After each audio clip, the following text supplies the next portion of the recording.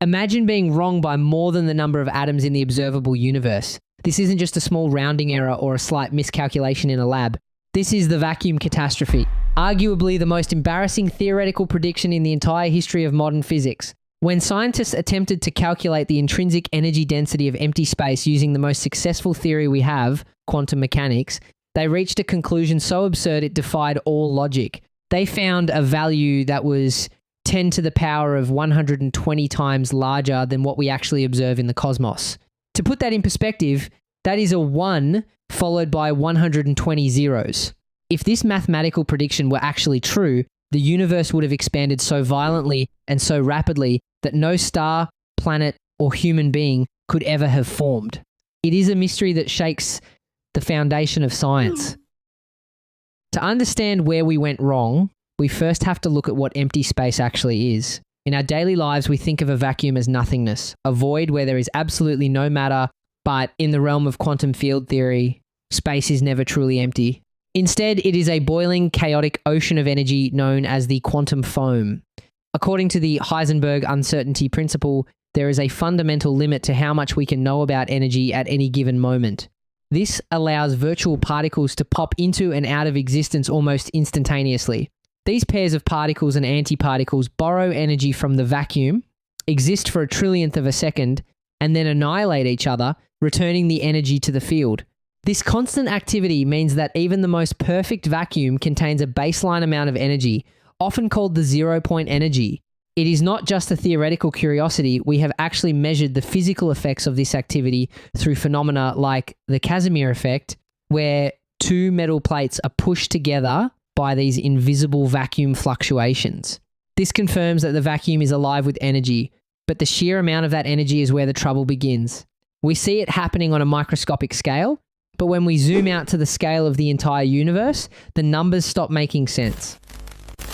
The calculation that led to this disaster seems straightforward enough on paper. Physicists decided to sum up the energy of every single vibration or mode that these quantum fields can have. If you assume that these fields can vibrate at any frequency, you quickly realize that the total energy would be infinite. To avoid this infinity, scientists applied a cutoff at the Planck scale, which is the smallest distance where our current laws of physics still make sense. Even with this logical limit in place, the resulting number for the energy density of the vacuum is astronomical. Specifically, the theory predicts an energy density of about 10 to the power of 111 joules per cubic meter. This represents the amount of energy that quantum mechanics believes is packed into every tiny cube of empty space. This value is so incredibly dense that a single cubic centimeter of empty space would theoretically contain enough energy to boil all the oceans on Earth billions of times over. This is the core of the quantum prediction. It is a calculation derived from our most rigorous mathematical frameworks, the same ones that allow us to build transistors, lasers, and computers. We trust these equations with our lives every time we use technology, yet here they are giving us a number that sounds like complete madness. This is not just a high number. It is a number that suggests the vacuum should be the heaviest and most energetic thing in existence, exerting a pressure so great that the very fabric of space and time would be unrecognizable. Now, we have to look at the other side of the coin, general relativity. Einstein's greatest achievement was showing that energy and mass are two sides of the same coin, and that they both cause the curvature of space-time, which we perceive as gravity. According to Einstein's equations, all forms of energy must gravitate. This includes the energy of the vacuum. If the vacuum really possessed the energy density predicted by quantum mechanics, the gravitational effect would be catastrophic. It would act like a massive amount of dark energy, pushing the universe to expand at an accelerating rate that is virtually impossible to imagine.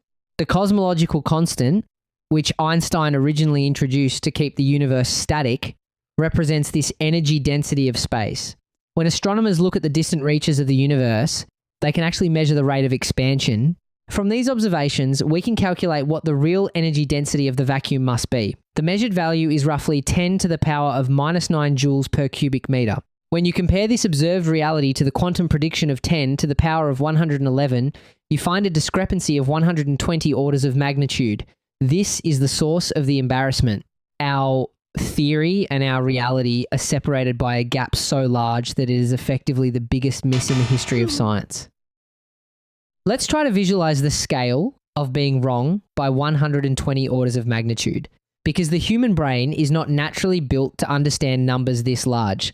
If you were trying to measure the entire width of the observable universe, which is about 93 billion light years, but you were off by the same factor as the vacuum catastrophe, your error would be smaller than the width of a single atomic nucleus.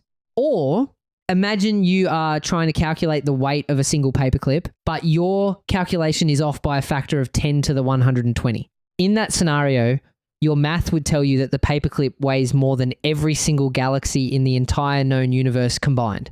It is a mistake so profound that it suggests we are missing something fundamental about how the universe works.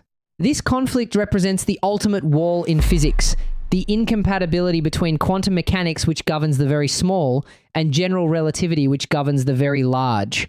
For decades, physicists have dreamt of a theory of everything that could unify these two pillars.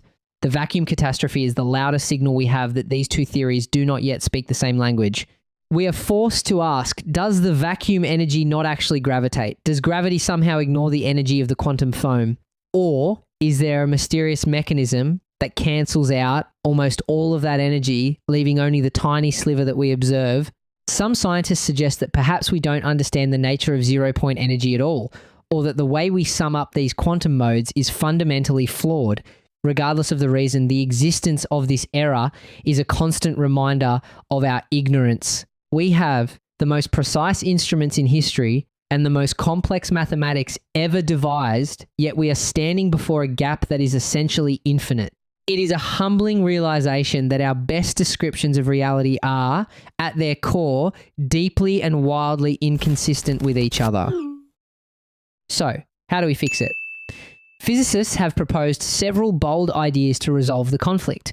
One of the most popular candidates was supersymmetry, or SUSY. This theory suggests that every known particle has a hidden superpartner with different properties.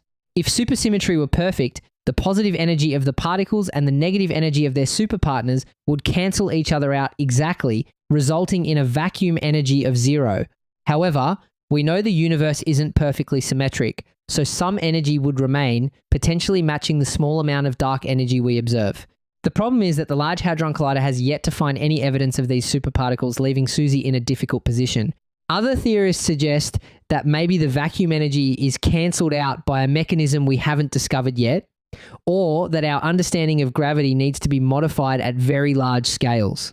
Perhaps the cosmological constant isn't a constant at all, but a field that changes over time.